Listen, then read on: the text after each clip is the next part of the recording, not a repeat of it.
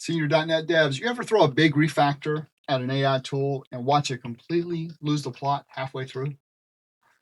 Here's you already know this reminder for senior .NET devs. The AI is not broken. It's just you gave it too much at once. LLMs don't have your mental model of the code base. They can't hold the whole picture in their head the way that you can.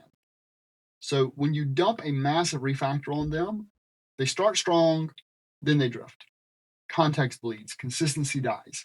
And when I use AI tools for refactoring, I treat them like a mid-level dev, capable, smart enough to do the work, but they need direction. You wouldn't hand a mid-level dev your entire legacy system and say, hey, clean this up. You'd break it into pieces. You'd review each one, you'd course correct as you go. And the same thing with AI. One pattern, one transformation at a time. Check the output. Feed it in with the next piece with the context that you just approved. Try to organize it so that you can figure out what broke.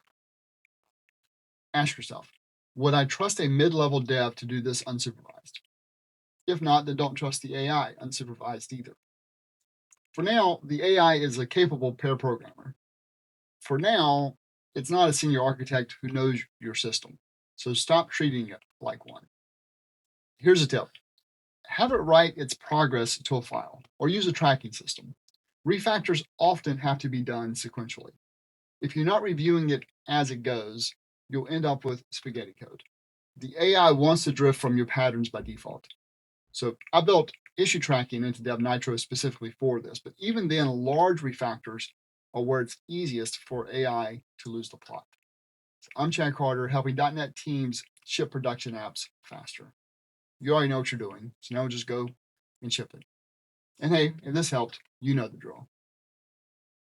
Plus, you may want to go ahead and share this with a dev that you like. And I'll see you in the next video.